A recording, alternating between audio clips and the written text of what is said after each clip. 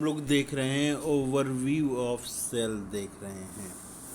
ये topic number है 8.3 ये टॉपिक नंबर है। एन ओवरव्यू ऑफ सेल ये टॉपिक है।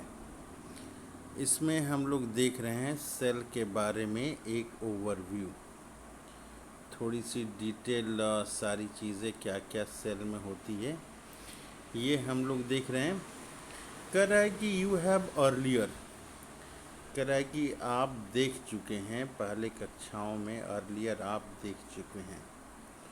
ऑब्जर्व्ड सेल, सेल्स आप देख चुके हैं, कहाँ देख चुके हैं? ओनियन पील जो है, ओनियन पील क्या है? ये प्याज का छिलका है।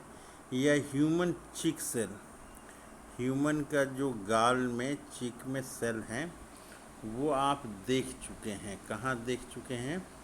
अंडर माइक्रोस्कोप में आप देख चुके हैं। कह रहा है कि लेटस रिकलेक्ट देयर स्ट्रक्चर, इसके स्ट्रक्चर के बारे में दोबारा हम लोग ध्यान दें। कह रहा है कि द ओनियन सेल, जो प्याज का सेल है, which is a typical plant cell, ये जो है काल्पनिक प्लांट सेल है। Has a distinct cell wall, इसमें जो है सेल वॉल साफ साफ दिखाई देता है।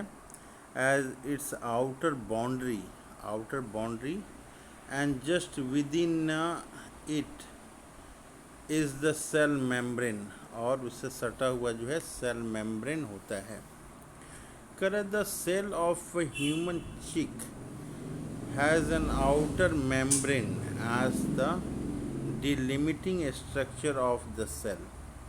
ह्यूमन चिक सेल में क्या होता है? आउटर मेम्ब्रेन जो होता है वो होता है। कह रहा है कि inside each cell there is a dense membrane bound structure. Membrane bound structure होता है, उसको हम लोग न्यूक्लियस कहते हैं। इनसाइड सेल में क्या होता है? इनसाइड सेल, इनसाइड यहाँ पे कर रहा है ईच सेल, हर सेल में होता है डेंस मेम्ब्रेन बाउंड स्ट्रक्चर होता है, उसको हम लोग कहते हैं कॉल्ड न्यूक्लियस होता है। कह रहा है कि दिस न्यूक्लियस जो होता है कंटेन करता है, क्या कंटेन करता है? क्रोमोसोम इसमें होता है, which in turn contain the genetic material. ये क्रोमोसोम क्या करता है? जेनेटिक मटेरियल कंटेन करता है। क्या होता है जेनेटिक मटेरियल? तो डीएनए जो होता है ये जेनेटिक मटेरियल होता है। आगे हम लोग देखते हैं सारी चीज़ों के बारे में। आगे हम लोग देखने की कोशिश करते हैं क्या है ये, इसको स्टॉप कर। यहाँ पे हम लोग जो देख रहे हैं ये न्यूक्लियस, सेल में न्यूक्लियस दिखता है और इसमें डीएनए होता है, डीएनए होता है। कह रहा है कि cell that has membrane bound nucleus is called eukaryote, जिसमें सेल, ऐसे सेल जिसमें न्यूक्लियस जो है मेम्ब्रेन बाउंड है, न्यूक्लियस क्या है? मेम्ब्रेन बाउंड है, उसको यूकैरियोटिक कहते हैं। और ये कह रहा है कि whereas that lacks a membrane bound nucleus, ऐसा सेल जिसमें जो है मेम्ब्रेन नहीं है, न्यूक्लियस में मेम्ब्रेन नहीं है, तो उसको हम लोग प्रोकैरियोटिक सेल कहते हैं। कह रहा है कि lack a membrane bound nucleus, nucleus है लेकिन उसमें मेम्ब्रेन नहीं है, न्यूक्लियस है लेकिन मेम्ब्रेन नहीं है, तो ऐसे सेल को हम लोग प्रोकैरियोटिक सेल कहते हैं। कह रहा है कि both prokaryotic and eukaryotic cell has a semi fluid matrix होता है, उसको हम लोग साइटोप्लाज्म कहते हैं। कह रहा है कि ये प्रोकैरियोटिक सेल हो या फिर यूकैरियोटिक सेल हो, इसके बीच में एक लिक्विड पाया जाता है, सेमी फ्लूइड मैट्रिक्स। उस लिक्विड को क्या कहते हैं? साइटोप्लाज्म कहते हैं। कह रहा है कि साइटोप्लाज्म जो है, cytoplasm occupied the volume of the cell. पूरे सेल में साइटोप्लाज्म जो है ये फैला हुआ रहता है। The cytoplasm is the main area of a cellular activity. ये मेन एरिया है both in plant and animal cell, दोनों के लिए, प्लांट सेल के लिए और एनिमल सेल के लिए मेन एरिया है। कह रहा है कि various chemical reactions occur in it to keep the cell in a living state.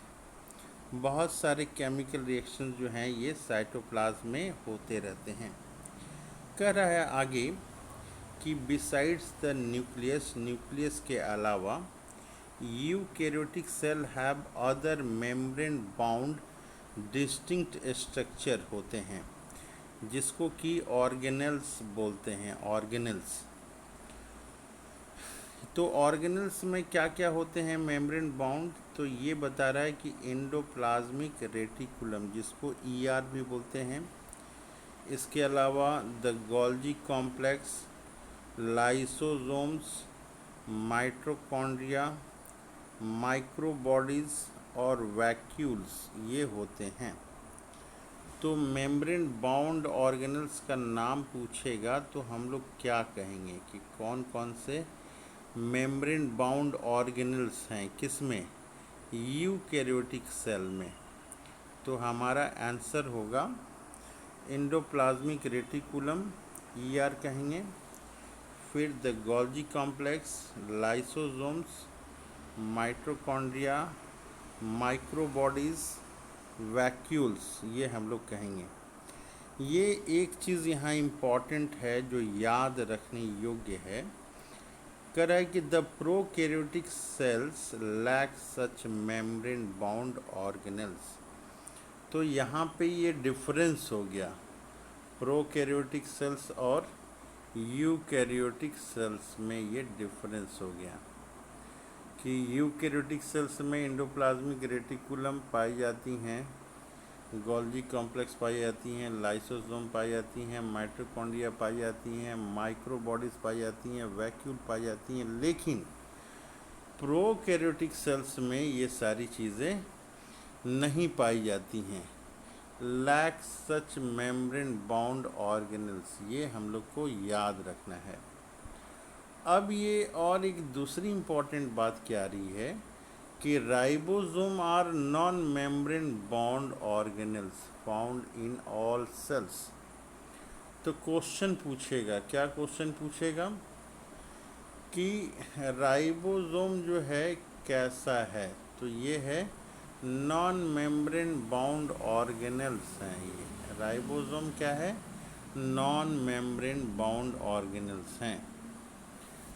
कर रहा है आगे, ये कर रहा है कि both eukaryotic as well as prokaryotes में ये राइबोसोम कहाँ है, ये दोनों जगह है।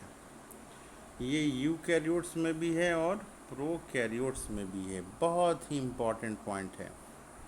कर रहा है within the cell ribosome are found only in the cytoplasm. कहाँ पाए जाते हैं राइबोसोम, तो ये साइटोप्लाज्म में पाया जाता है ribosome.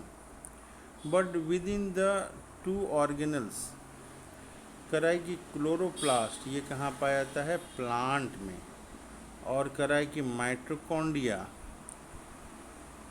And on ER endoplasmic reticulum. कर रहा है कि ये जो है राइबोसोम जो है साइटोप्लाज्म में पाया जा रहा है, किस्म के, प्लांट के।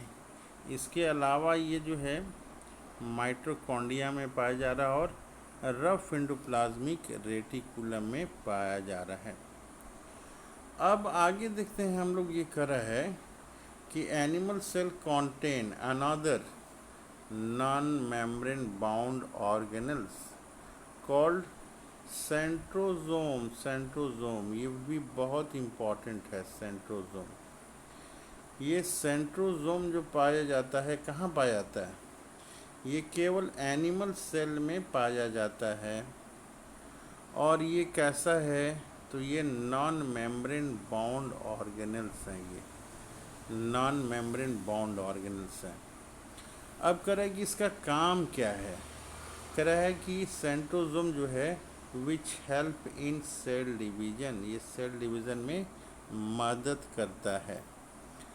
आगे देख रहे हैं हम लोग, cell differ greatly in size, cell जो है साइज, शेप और एक्टिविटी में ये डिफर करता है। फिगर 8.1 जो है ये बताया हुआ है।